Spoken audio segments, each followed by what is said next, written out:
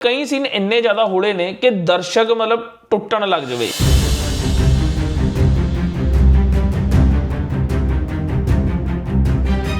मैनू लग्या कि काफ़ी हद तक डायरैक्टर थोड़ा जे असफल रहे ने, पर फिल्म उस डूंघाई नूं फड़न दे विच काफ़ी हद दे विच असफल है।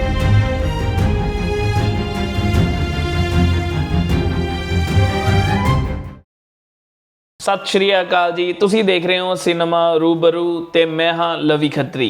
अज जिस मूवी की असीं गल करनी है, इस वक्त यह मूवी काफ़ी ज़्यादा सिनेमा घरां दे विच छाई हुई है ते लोग बहुत ज़्यादा एक्साइटेड ने इस मूवी नूं लैके। मेरा की एक्सपीरियंस रहा इस मूवी नूं देखदे होए या जो उम्मीदां सी उस उम्मीदां ते ये मूवी खरी उतरी है, सारी गल करांगे इस रिव्यू दे विच। रुख जिन्ना मर्जी वड्डा हो जाए पर ओहदियां टाहणियां जड़ां वल नहीं मुड़दियां। बाबा जी, तुसी हर साल 40 दिन की एक साधना करते हो। सब तो पहला शुरुआत करते हैं शुरुआत तो। ये मूवी की शुरुआत जितों होंदी है, ये मूवी की शुरुआत होंदी है एक नॉवल तो, जो कि नॉवल आया सी अज तो 3 साल पहला, जिसका नाम भी 40 दिन ही सी। वो भी गुरप्रीत सिंह धुग्गा जी वालों लिखा गया सीगा, जिन्हों ने बाद में यह मूवी भी लिखी है। पर जिस नॉवल की मैं गल कर रहा, वो नॉवल मैनू बहुत ज़्यादा एक्साइट किया सीगा, मतलब मैनू बहुत ज़्यादा पसंद आया सीगा जो मैं फर्स्ट टाइम रीड किया सीगा।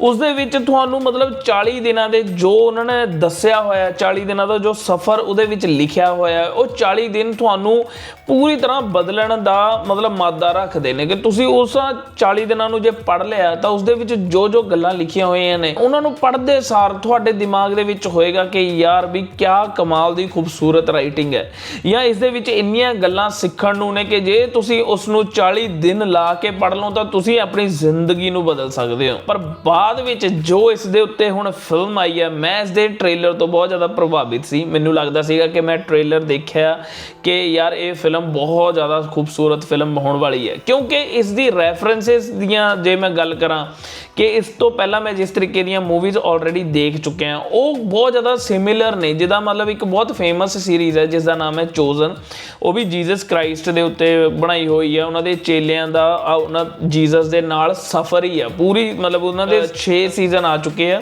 6 सीजन के विच सफ़र ही है कि कच्चे रस्तियां दे विच दी जांदे होए अपने चेलियां दे नाल किवें रलदे मिलदे ने, गल्लां करदे आ, उन्हां नूं मतलब जिंदगी दे सबक सिखाउंदे ने, जिंदगी दे बारे दसदे आ, परमात्मा दे बारे दसदे आ, ते जिहड़े रस्ते विच लोग मिलदे आ उन्हां नूं दसदे। मतलब ये सारियां चीज़ां उस सीरीज़ दे विच सी ते बहुत इमोशनल सीरीज़ है। चाहे तुसी मतलब बाइबल दे विच यकीन करदे हो या नहीं करदे हो, पर लेकिन जदों तुसी उस सीरीज़ नूं देखोगे तुसी लिटरली बहुत ज़्यादा इमोशनल होवोगे उस सीरीज़ नूं देखदे होए।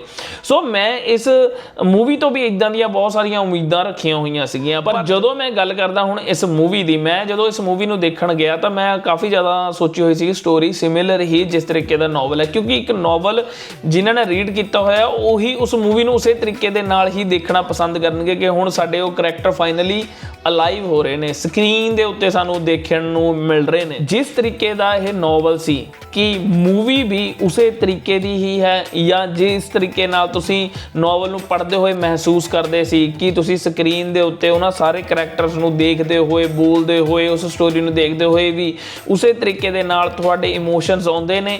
तां इहदे बारे गल करिए तां मैनू लग्गिया कि काफ़ी हद तक डायरैक्टर थोड़ा जे असफल रहे ने। जिस तरीके का नॉवल सी उस तरीके दी इस दे विच डायरैक्शन देखण नूं नहीं मिली। सब तो पहला मैं ये कहना चाहूँगा कि जे तुसी किताब पढ़ी है तो तुहाडियां उम्मीदां बहुत वध होणगियां। नॉवल विच जो डूंघाई है या जिस तरीके नाल विचार रखे गए ने उन्हां नूं परदे ते लियाउणा मुश्किल भी है, पर फिल्म उस डूंघाई नूं फड़न दे विच काफ़ी हद दे विच असफल है। मतलब फिल्म की सब तो वड्डी समस्या उहदी स्पीड ही है। कई सीन इन्ने ज़्यादा होले ने कि दर्शक मतलब टुटन लग जाए। जिथे कहानी नूं अगे वधना चाहिए उत्थे कहानी अगे नहीं वधदी है।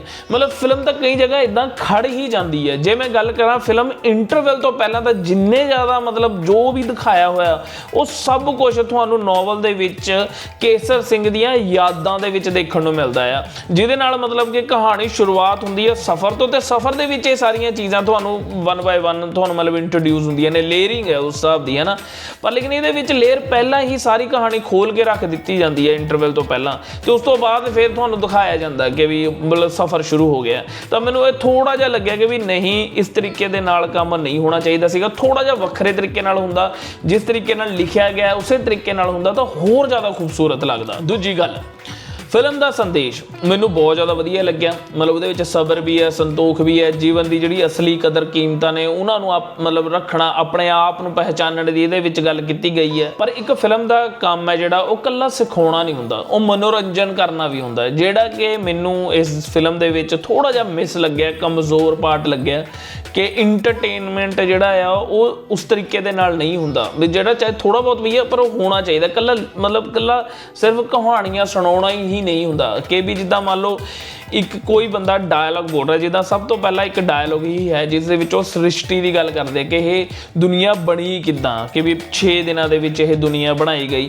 ਉਹ ਜਿਹੜੇ ਡਾਇਲੌਗ ਤੋਂ ਪਹਿਲਾਂ ਥੋੜ੍ਹੇ ਜਿਹੇ ਜਿਹੜੇ ਪੌਜ਼ਿਸ ਚਾਹੀਦੇ ਆ ਕਿ ਕਰੈਕਟਰ ਨੂੰ ਮਤਲਬ ਐਸਟੈਬਲਿਸ਼ ਕਰਨ ਤੋਂ ਬਾਅਦ ਉਹ ਸੋਚਦੇ, ਸਮਾਈਲ ਕਰਕੇ ਹਲਕਾ ਜਿਹਾ ਬੋਲਦੇ, ਉਹਦੇ ਨਾਲ ਕਰੈਕਟਰ ਦਾ ਜਿਹੜਾ ਪ੍ਰਭਾਵ ਬਣਦਾ ਉਹ ਡਿਫਰੈਂਟ ਬਣਦਾ। ਪਰ ਇੱਕ ਜਿਹੜਾ ਕਿ ਸਿਰਫ ਮਤਲਬ ਗੱਲ ਆਈ ਨਹੀਂ ਤੇ ਠਾ ਠਾ ਡਾਇਲੌਗ ਜੋ ਵੱਜ ਰਹੇ ਆ, ਉਹ ਥੋੜ੍ਹੀ ਜਿਹੀ ਮੈਨੂੰ ਕਮਜ਼ੋਰ ਪਾਰਟ ਲੱਗਿਆ ਕਿ ਵੀ ਉਹ ਰੁਕਦਾ ਨਹੀਂ ਹੈ ਉਹ ਕਰੈਕਟਰ, ਜਿੰਨਾ ਉਹਦੇ ਵਿੱਚ ਠਰਮਾ ਹੋਣਾ ਚਾਹੀਦਾ। ਉਹਨਾਂ ਦੀ ਤਾਂ ਵੈਸੇ ਹੀ ਬਾਈ ਨੇਚਰ ਦੇਵੀ ਮਖਸੂਸਪੁਰੀ ਹੈ ਜਿਹਦੇ ਤਾਂ ਮਤਲਬ ਉਹਨਾਂ ਦੇ ਬਾਈ ਨੇਚਰ ਹੀ ਇੰਨੀ ਜ਼ਿਆਦਾ ਵਧੀਆ ਉਹ ਬੋਲਦੇ ਨੇ, ਇੰਨਾ ਸਲੋ ਬੋਲਦੇ ਨੇ, ਇੰਨੇ ਆਰਾਮ ਨਾਲ ਟਿਕਾ ਕੇ ਬੋਲਦੇ ਨੇ। ਪਰ ਲੇਕਿਨ ਇਸ ਮੂਵੀ ਦੇ ਵਿੱਚ ਜਿੰਨਾ ਜ਼ਿਆਦਾ ਪ੍ਰਭਾਵ ਉਹਨਾਂ ਦਾ ਹੋਣਾ ਚਾਹੀਦਾ ਸੀਗਾ ਇੱਕ ਫਕੀਰ ਦਾ, ਉਹ ਪ੍ਰਭਾਵ ਮੈਨੂੰ ਲੱਗਦਾ ਵੀ ਉਹ ਕਿਤੇ ਨਾ ਕਿਤੇ, ਚਾਹੇ ਉਹ ਡਾਇਰੈਕਸ਼ਨ ਦੀ ਭੇਟ ਚੜ੍ਹ ਗਿਆ ਹੈ ਜਾਂ ਰਾਈਟਿੰਗ ਦੀ ਭੇਟ ਚੜ੍ਹ ਗਿਆ ਹੈ, ਪਰ ਉਹਨਾਂ ਪ੍ਰਭਾਵ ਫਕੀਰ ਦਾ ਮੂਵੀ ਦੇ ਵਿੱਚ ਨਜ਼ਰ ਨਹੀਂ ਆਉਂਦਾ। ਜੇ ਹੁਣ ਗੱਲ ਕਰੀਏ ਅਦਾਕਾਰੀ ਦੀ, ਗੁਰਪ੍ਰੀਤ ਘੁੱਗੀ ਜੀ ਬਹੁਤ ਖੂਬਸੂਰਤ ਲੱਗ ਰਹੇ ਨੇ, ਬਹੁਤ ਵਧੀਆ ਡਾਇਲੋਗ ਨੇ, ਜਦੋਂ ਸਕਰੀਨ ਤੇ ਆਉਂਦੇ ਆ ਮਤਲਬ ਤੁਹਾਨੂੰ ਸਕਰੀਨ ਦੇਖਣ ਦਾ ਦਿਲ ਕਰਦਾ ਹੈ ਕਿ ਵੀ ਹਾਂ ਯਾਰ ਕਿੰਨਾ ਸੋਹਣਾ ਬੋਲ ਰਹੇ ਨੇ। ਦੇਵੀ ਮਖਸੂਸਪੁਰੀਆ ਜੀ ਨੂੰ ਜਦੋਂ ਵੱਡੇ ਪਰਦੇ ਤੇ ਦੇਖਦੇ ਆ ਉਹ ਵੀ ਡਿਫਰੈਂਟ ਲੱਗਦਾ ਆ, ਪਰ ਮੈਨੂੰ ਹੋਰ ਬਹੁਤ ਜ਼ਿਆਦਾ ਉਮੀਦਾਂ ਸੀ ਉਹਨਾਂ ਦੀ ਪਰਫਾਰਮੈਂਸ ਤੋਂ, ਜਿੰਨੀਆਂ ਮਤਲਬ ਮੈਨੂੰ ਲੱਗਿਆ ਕਿ ਵੀ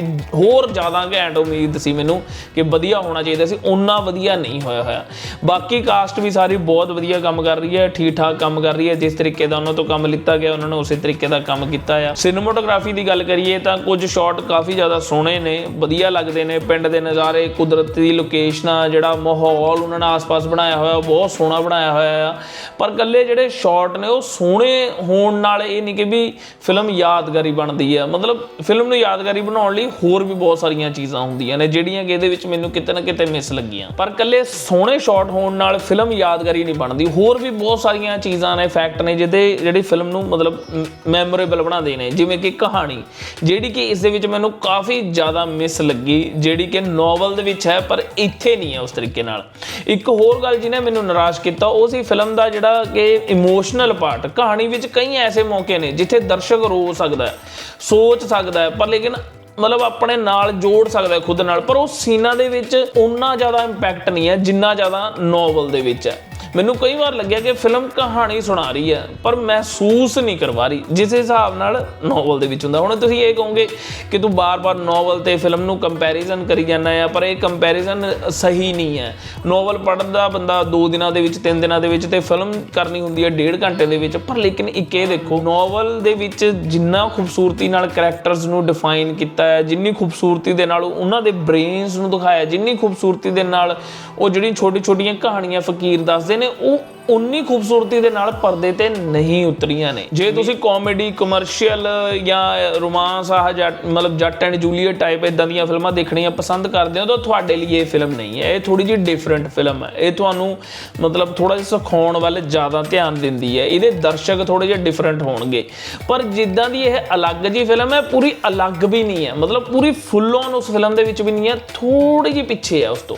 ਬਾਕੀ ਮੇਰੇ ਲਈ ਸਭ ਤੋਂ ਵੱਡੀ ਮਤਲਬ ਜਿਹੜੀ ਪ੍ਰੋਬਲਮ ਇਹ ਵੀ ਰਹੀ ਹੈ ਕਿ ਐਡਾ ਵਧੀਆ ਨੋਵਲ ਹੋਵੇ। ਹੁਣ ਮੈਂ ਫੇਰ ਦੁਬਾਰਾ ਆਊਂਗਾ ਨੋਵਲ ਦੇ ਉੱਤੇ, ਤੁਸੀਂ ਕਹੋਗੇ ਨੋਵਲ ਤੇ ਬਾਰ-ਬਾਰ ਆ ਰਿਹਾ, ਪਰ ਲੇਕਿਨ ਜਿਹੜੀ ਇਹ ਮੂਵੀ ਉਹ ਸਾਰੀ ਦੀ ਸਾਰੀ ਉਸ ਨੋਵਲ ਦੇ ਸਿਰ ਤੇ ਹੀ ਹੈ, ਕਿਉਂਕਿ ਨੋਵਲ ਇੰਨਾ ਜ਼ਿਆਦਾ ਵਿਕਿਆ ਤੇ ਇਹ ਫਿਲਮ ਬਣੀ ਹੈ। ਬਾਕੀ ਜਿੰਨਾ ਕਿਤਾਬ ਪੜ੍ਹ ਕੇ ਜਾਂ ਨੋਵਲ ਪੜ੍ਹ ਕੇ ਅਸਰ ਹੁੰਦਾ ਤੁਹਾਡੇ ਉੱਪਰ, ਤੁਹਾਡੀ ਜ਼ਿੰਦਗੀ ਨੂੰ ਤੁਸੀਂ ਸੋਚਦੇ ਹੋ ਕਿ ਵੀ ਮੈਂ ਇਹਨੂੰ ਚੇਂਜ ਕਰਾਂ, ਉਹਨਾਂ ਫਿਲਮ ਦੇਖ ਕੇ ਨਹੀਂ ਹੋਇਆ। ਕਈ ਵਾਰ ਲੱਗਿਆ ਕਿ ਵੀ ਮੈਂ ਨਾ ਇੱਕ ਸ਼ਾਨਦਾਰ ਕਹਾਣੀ ਨੂੰ ਸ਼ਾਰਟ ਵਰਜਨ ਦੇ ਵਿੱਚ ਦੇਖ ਰਿਹਾ ਪਰ ਉਹਦੀ ਰੂਹ ਨਹੀਂ ਦੇਖ ਪਾ ਰਿਹਾ।